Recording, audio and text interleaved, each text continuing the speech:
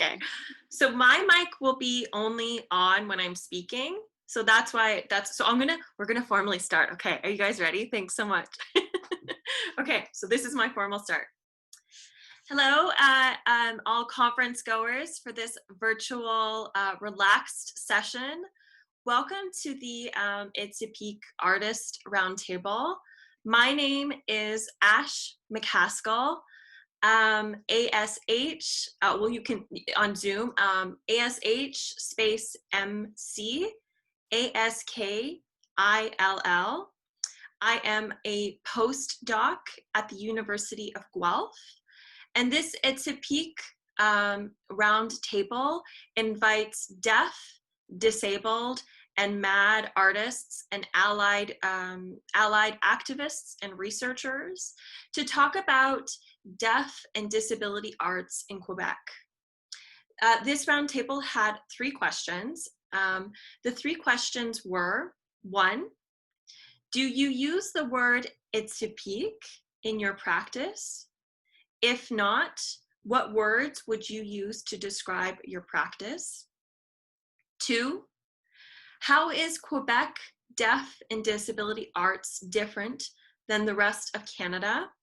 And 3, what are concrete things we can do to help support future creative work of deaf and disabled artists on the professional stage in Quebec? And what has already been done?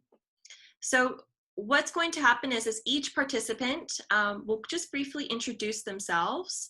And then after introductions, we will allow each participant of this roundtable to respond for 3 minutes around those questions. And also, if you are listening to this, please know that there will be an English transcription for this and also a French transcription. Today I am wearing glasses with a turquoise rim at the top. I have brown hair, and I'm wearing a shirt that I bought from Mexico that has blue and white stripes and a floral pattern covering the chest. So we also have ASL.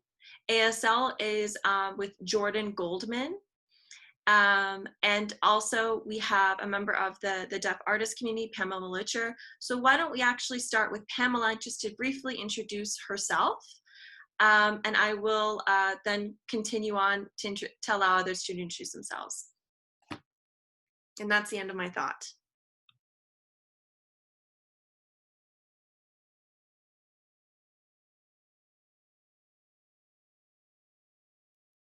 Hello, everybody. My name is Pamela Witcher. I will go ahead and describe myself, which I'm not terribly used to, but I will make my best effort.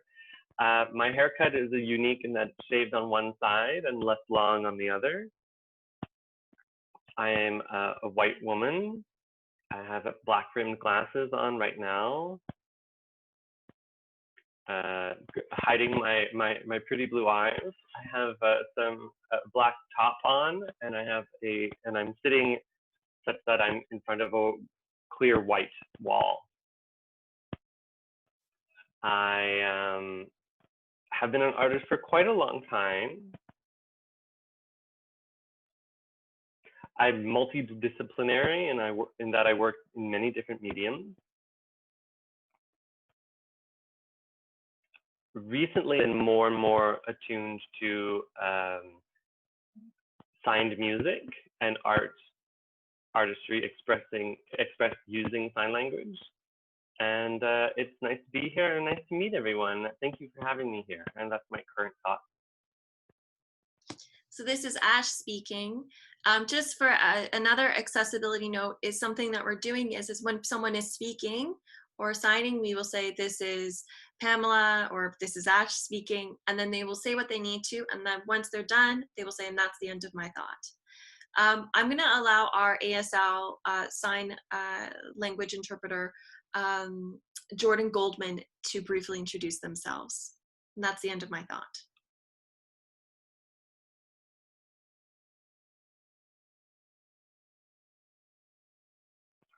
This is Jordan Goldman speaking. I'm here in the Zoom meeting for the panel to provide ASL and English interpretation services.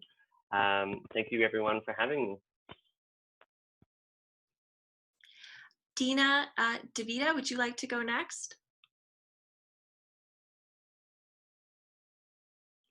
Dina, do you want to just undo your mic? I think we're having problems hearing you. There we go. So a little description, then a little about my vocation, is that right? Okay, I'm a white woman with very curly, silvery white hair in an embroidered top that I love, sitting in front of a photo gallery in my office. And I'm a curator and a dancer, and I founded Quebec's first dance performance venue, and also a researcher and an educator. And that's the end of my thought. Menka, would you like to go next? Hi, my name is Menka Nagrani. I have black hair, I'm wearing glasses and a black top today, sitting in front of my mom's reproduction, painting a reproduction of Degas, pastiche it is. Yes, I'm the founder of Les Productions des Pieds des Mains, which translates to Hands and Feet Productions. And it's an inclusive dance and theater company that I founded in 2004. That's the end. Jen Boulay, would you like to go next? Hi, my name is Jen Boulay. To describe myself, I have tan-colored skin. I'm wearing a beige shirt. My hair is in braids right now, and I'm wearing black and green glasses. So I'm an undergraduate student at the University of Toronto, studying drama, theater, and performance studies and equity studies, focusing on disability studies. And I'm also an interdisciplinary theater creator, playwright, performer, singer, songwriter, and musician. That is the end of my thought. And Celie Quest, would you like to go next? Hi, I'm Celie. I am a white and trans-identified person, presenting somewhat androgynously. I have a black sleeveless shirt on, joining you from my apartment in Montreal. My practice introduction would just be that I'm working particularly in script writing, theatrical performance, also some music, particularly singing, and curating, including film curating work,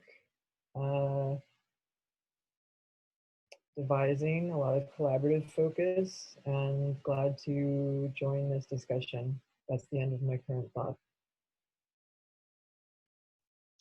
So let's take a deep breath all together before we go into it. So this is Ash speaking. So we'll take a deep breath in and just let it out. And we'll do it one more time together. Good. So let's have a talk. Let's go into it. So what I'm going to ask the participants to do to kindly support our interpretation, the only cameras that I'd like just to see on are my own, who will be giving a countdown to participants who each will have 3 minutes. When they only have 1 minute left, I will show one finger to show 1 minute. And then if there are 0 minutes, I will show a 0 with my hand.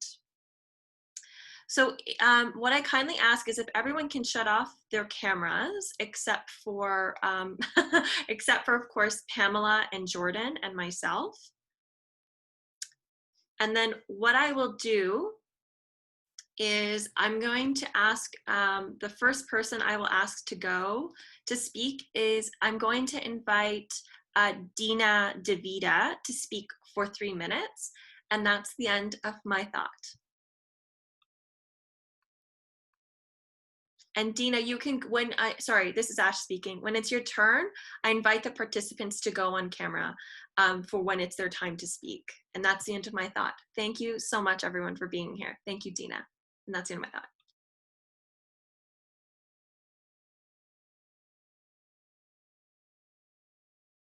Dina, sorry, this is Ash speaking. We're just having problems. Your mic is off. That's okay. Beauty of Zoom. Okay. Okay. So to begin with, I'm speaking from my position as a dancer and as a curator, a dance curator. I'm also an educator. And I co-founded Tangent's first dance presentation space in 1980. So I have a wide perspective on part of these questions. And I can say that since the end of the 90s, I did a little chronology for this panel, and the beginning of the new millennium, there's been a real evolution in the attitudes among critics, dance critics, funders, people funding professional dance, and audiences who were uncomfortable in the beginning watching differently abled performers on stage. I witnessed, I was there. And also more and more professional resources and performance opportunities are being offered. And part of my narrative is really populated by three particular women who opened my eyes to what was possible. My ethics already told me as a curator that I wanted all bodies on stage, all kinds of differently abled and all kinds of shapes and sizes and ages of bodies. Because in dance, we still have we limit ourselves a lot to a very particular image of the dancer, young and very thin, for instance. So Julie Chateauvert was my first eye-opener, and she was doing a master's thesis at the University of UQAM in 2002 on poetics and deaf sign language theater. And she has just recently published a deaf theater handbook for Canada, just recently. She went on to do her PhD and to really create a manifesto. The notion that sign language needs to be recognized because it is a poetique, it's a poetry. She created a very strong, beautiful case for deaf performers creating a very particular aesthetic. Oh my God. Then I'll just mention France Geoffroy, a wheelchair dancer who did her first duet at Tangent that was in 1998. And then of course, Menka Nagrani, who came to me in 2004, our first discussion about mentally challenged people on stage. So these were three women who really opened my eyes and led to the creation of the Corps Atypique, ATPIK series at Tangent in 2011. And I'd be pleased to speak more about that. Good? 3 minutes? This is Ash speaking. You actually had 10 seconds left, but that's great. Thank you. Hi, thank you. And that's the end of my thought. This is Ash speaking. I actually, just because there was an introduction to deaf culture there, I would love to invite Pamela Witcher to now share her thoughts. And that's the end of my thought.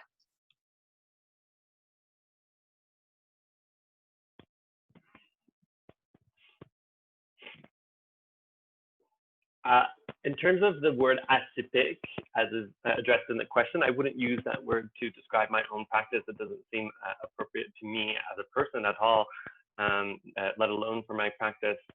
In terms of my artistic journey, I mentioned that I have been multidisciplinary. I have spent a lot of time painting in a devia style, which is a deaf view of art. And it's interesting that Dina mentioned a manifesto because myself and a number of other deaf artists wrote a manifesto that champions that style of art. It started in France originally, and it was called Surdisme. And so I would say that one echoes the other in terms of both those movements happening on different sides of the pond. I remember we all got together in 2014 and set up our manifesto, which was entitled Phonocentrism with a Strike-Through, Deconstruction. And the idea behind that was to really encourage the art world and ourselves to really redefine art as being photocentric and audiocentric and focus on the depth of art. And so it's really about deconstructing how it's been and reconstructing that. That title again is Phonocentrism with a Strike-Through and Deconstruction. The other questions were the Quebec artist landscape and whether it's different than the rest of Canada. My opinion on that would be that, well, personally, Quebec is my backbone. I grew up in that culture, in the deaf community there, and the joie de vivre that exists in Quebec, I feel, is really strong in my background. I grew up in an ASL using definitely, which was quite religiously conservative, but as an artist, it didn't feel like it was really resonating with me. But it was easy to find relief because the Quebec deaf art scene provided that, and it was right next door in my own backyard. And so that joie de vivre really liberating as an artist. That's why I call it my backbone. I do think that it's different than the rest of Canada, but I think every province has its own makeup when it comes to the deaf disability art scene that is unique to each province. In terms of future projects and how to support the scene, I think this panel, to be quite honest, is a great way to support that. I think when we have open discussions amongst each other and have it be publicly available, I think that helps. So I would love to see more of that. Thank you, Pamela. I would like to invite Celie Quest to go on camera and speak next. And that's the end of my thought. Hi. So I don't at this time typically say atypique about describing my own practice. It's because I'm coming from an Anglophone context. However, in attempts to communicate how I might identify or where to kind of position myself, communicating that to French-based audiences, I would use atypique in that case. As to how I'm identifying Quebec deaf and disability arts specifically, and what difference there may be from elsewhere in Canada, I would say the amount of the linguistic particularity does seem unique here. At this point, having been grounded in the Montreal milieu for 3 years, I find that I'm confused by other province production and announcements around disability arts work that is not also French inclusive. I'm like, why? What do you mean it's not prioritized in the same way elsewhere in Canada? And when I say French inclusive, I mean, as far as sign-related accessibility as well, LSQ. Although I do understand LSQ and French are not the same languages, but there's more relationship there than to English. So yeah, as far as something concrete that could be done going forward, I think that expanding the practices for example, these practices that we're demonstrating just in our presentation today, confirming this is the end of my current thought, in order to normalize the making work more followable, participatable for blind attendees and audience members. This is something that I think needs to go beyond just, quote, disability and deaf arts presentations to all arts presentations through Canada. That's the end of my current thought. Thank you, C. I would like now to invite Jen Boulay to now share her thoughts, and that's the end of my thought. So I don't typically use the word atypique to describe my practice. When I found out about this roundtable, it was actually the first time that I heard the word being used within the context of theater and performance. And that's probably mostly because my work I've been doing, it's been done in Toronto, Ontario. I don't really describe my practice in any particular way, just because I find that I like to just create the art and theater without definitively creating each piece in the same way, mostly because each project requires a different approach. And as a disabled artist, depending where I'm at, I sometimes have to alter how long I need to take with a piece, or finding alternative ways that work with me at the time. I guess some words that I would use to describe my practice is working in crip time and within fluidity, and just kind of like accommodating the need to adapt to alternative approaches to creation, and the idea of neurodiversity. And I try to make, I guess, my work multimodal, trying to make it accessible to others, like embedding audio description in playtext. So I'm not really as familiar with the deaf and disability arts in Quebec, as I grew up and I'm currently residing in Toronto. But I desired to one day practice disability arts in Quebec, connecting with my family roots, which is what sparked my interest in this roundtable. And over the past few months, while doing a research project about Canadian disability theatre, there is a noticeable absence of disability arts, especially in academia.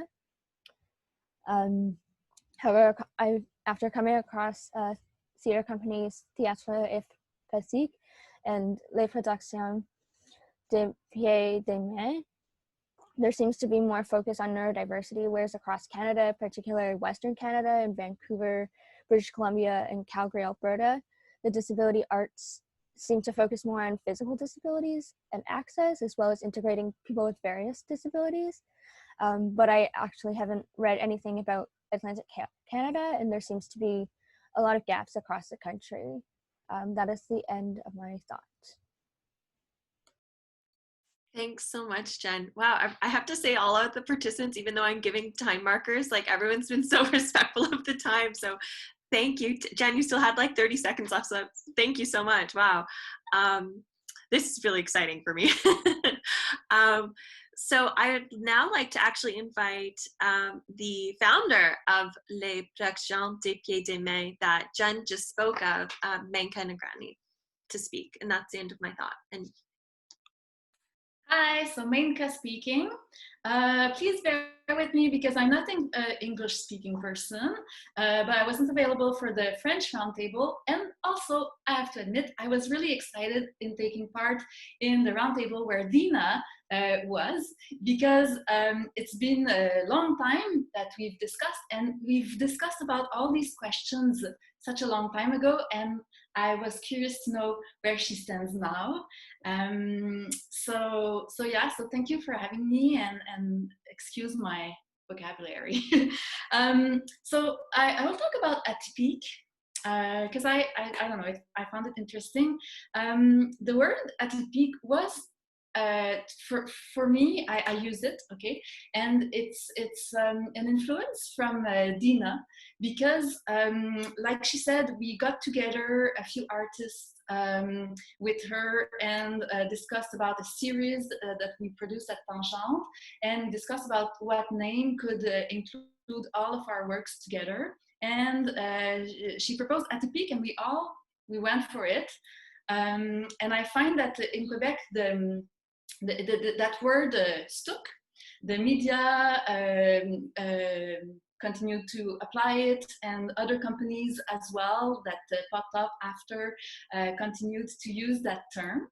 I especially like that term because when I speak about my shows and about my artists, I find it more poetic, and I find it more open, because to me, atypique is everything that is not the typical white heterosexual dense body that we normally see on stage, and less specific on what kind of disability and so on. So I find it more poetic and artistic to use that term.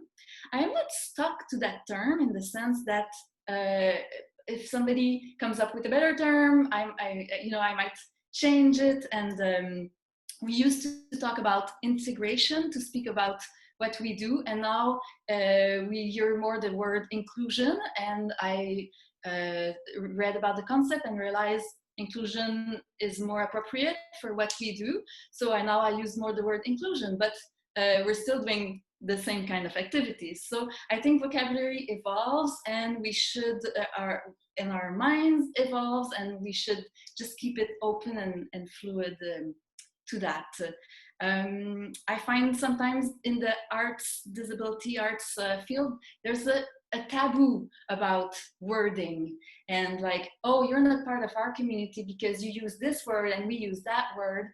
And I just would like that we all keep an open mind, and if somebody is to you not using the appropriate word, go engage in the conversation, bring suggestions, and keep because the purpose is to open the frontiers and not close everything in ghettoizing, the art. So we want the exact opposite. So just let's stay open. That's my thought for now. So this is Ash speaking. And I just want to be clear, just because I did say 12 to 12:45, is everyone okay just going until 1 o'clock? Is that okay? If anyone can say in the chat, if it's not good, I'm just looking. Okay, good. So I think everyone's okay. So yeah, so as you're watching this, we're also using Crip time. That means sometimes we need a little bit more time in the disability community, sometimes also just for translation, interpretation. So now what I'm going to ask is that maybe I'll maybe just a call upon people to share their kind of maybe some reflections of maybe some of the things that were said, just to keep the same structure. So I won't start with Dina because Dina was first last time. So maybe who I'll start with, if it's okay.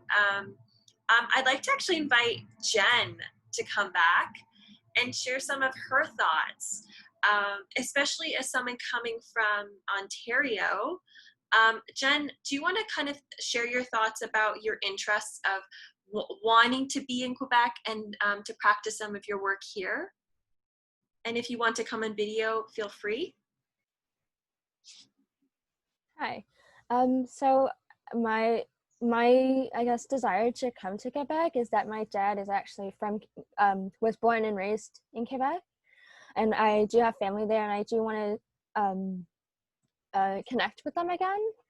And I'm also like really interested, I guess, like in language, and like one of my like something on my bucket list, I guess, is to be able to do a play in French.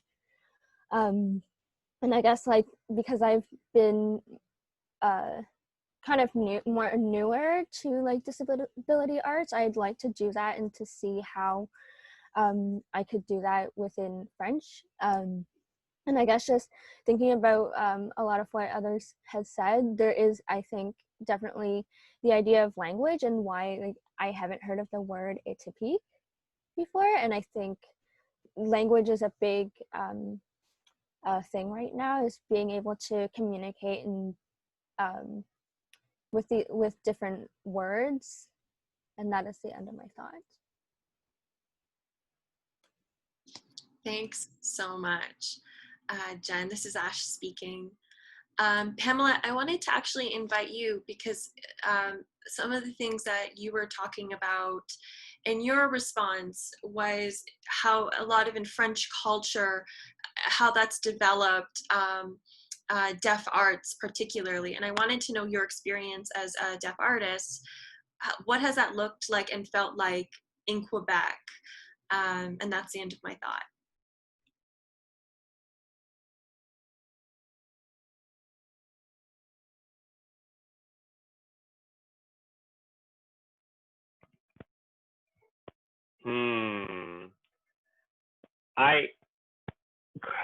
Quebec to me has different generations of artists that built the community, and sometimes they are apparent and visible, and sometimes they take a back seat and they're no longer visible and they're replaced by others, and then they return. And so I feel like it's pretty easy to spot those who are working and then take a break and then return, and the ones that take their place in the room. And there are many of those people that I look up to. And as a deaf person, I don't only look at Quebec, but I look at deaf artists all over the world, and I see the same trend.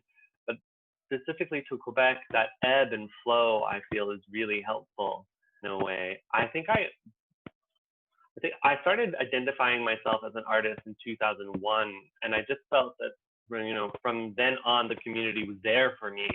There was no gatekeeping, there was no test of skill or what have you. It's just, yes, if you think so, then we agree that you are one of us. I've been working with an organization called Spill Propagation, and they work very closely with different deaf artists across Canada. And there's also another establishment in Montreal called the Siegel Center, and another one called the, oh, sorry, hold on a sentence. For the interpreter, I just need to make sure of something.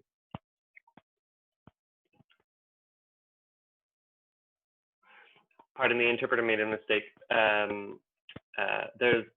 So in addition to Spill Propagation, I also work with a deaf center called the Canadian Society of the Deaf.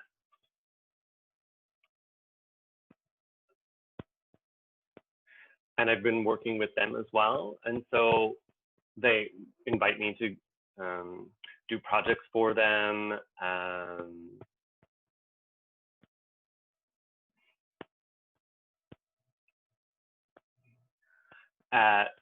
And they funded a project for me that featured at Nuit Blanche here in Montreal. And so just different projects of mine have been supported by disability artists. And so, and the marketing that's involved in terms of getting audiences to come to see my projects. So it's all been, like, since the beginning, it's all been Quebec, and this is all Quebec related. Like, these aren't organizations that have supported me that exist outside of Quebec. They're all in Quebec, and they're all so supportive and so enabling for me as an artist. And that's been very, very life-changing. And so I sympathize a little bit with this discussion about, you know, being an artist and being a disabled artist, and I can't really separate the two. So I appreciate the discussion around atypique and inclusion and intersectionality as well, also coming to my mind. That's another new word that, I mean, I think we could spend hours talking about it. I want to echo what Menko was saying. I think it's just important to keep our minds open to whatever word comes up, because the alternative is to remain colonized and to remain brainwashed and not open to other perspectives. We remain only open to our own thoughts.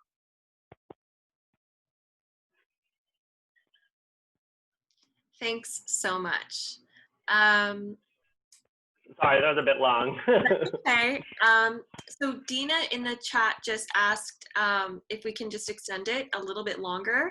So I'm wondering if everyone's okay to go till 1:10, and I also want to ensure that that's okay by the interpreter. Yes, and I saw Pamela was saying, unfortunately, I will have to leave at 1. Okay, that's okay. I'm going to then go to Menka. Menka Nagrani, just to respond to maybe some of the things that Pamela shared, because Pamela mentioned you and her thoughts. That's the end of my thought.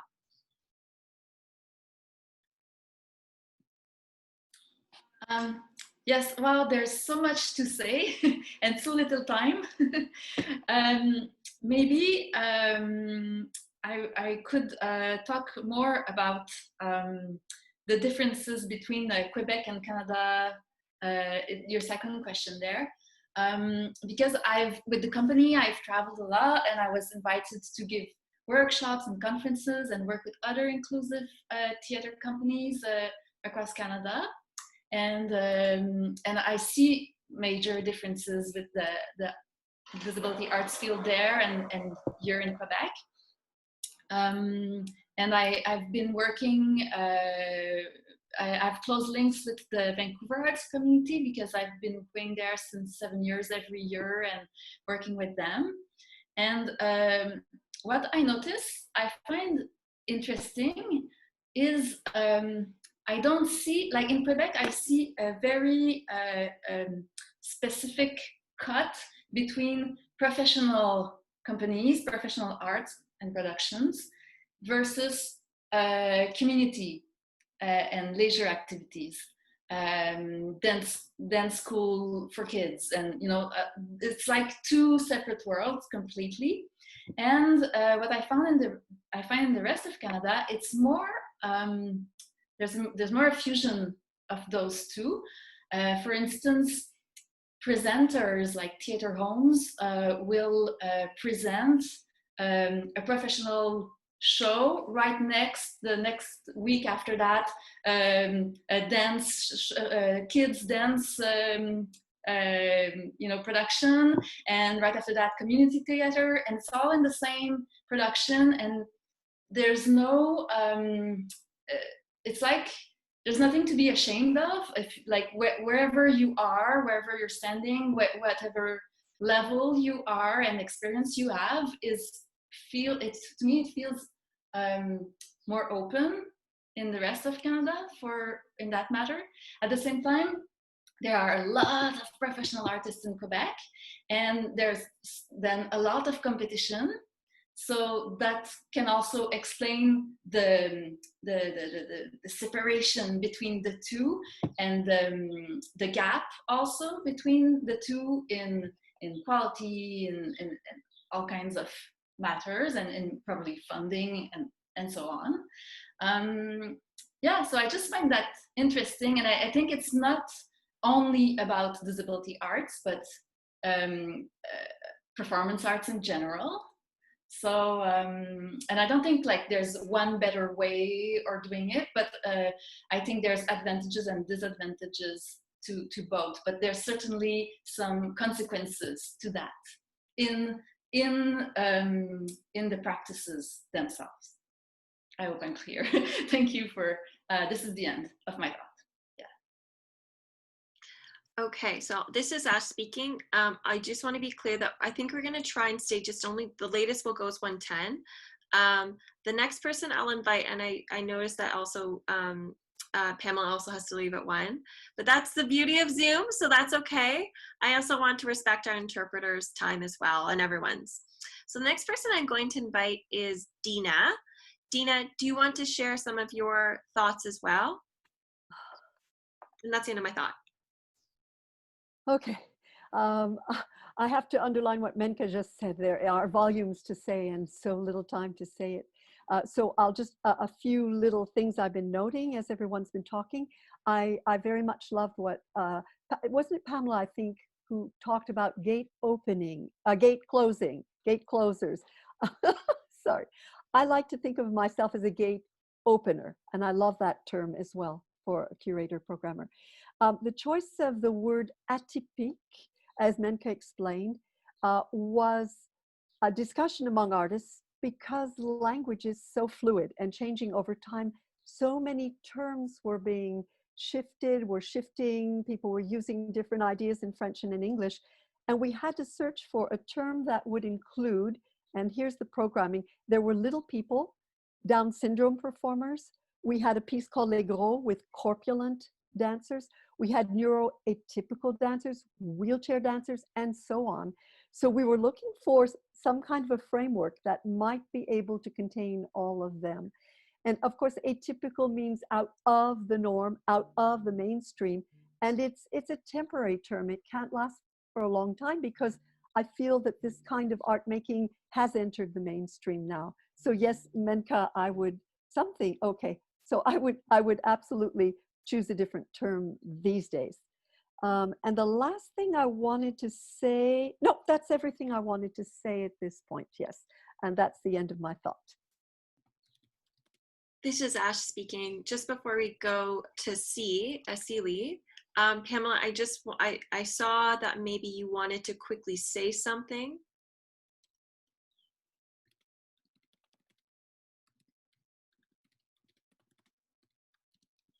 No.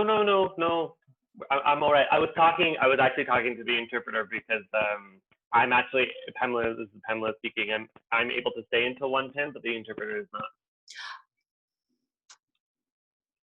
I understand. Apologies to Jordan. Just to be clear, so I apologize for that. Maybe what we'll do then is end with Celie, and then I'll wrap it up, just so that we're being respectful of people's times. So C, do you want to just give the final word?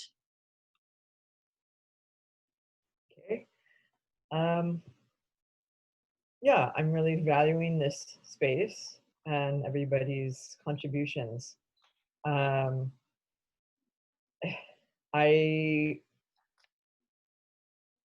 It's so true about language being fluid and the need to continuously move in a direction of more inclusivity of the array of varying and different experiences that arts practitioners have across all countries and landscapes. I am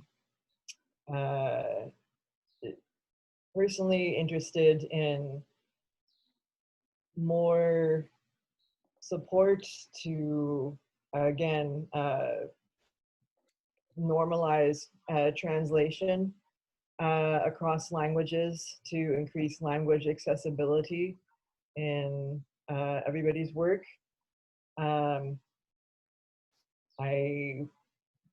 Translation audio-wise as well for blind audience members.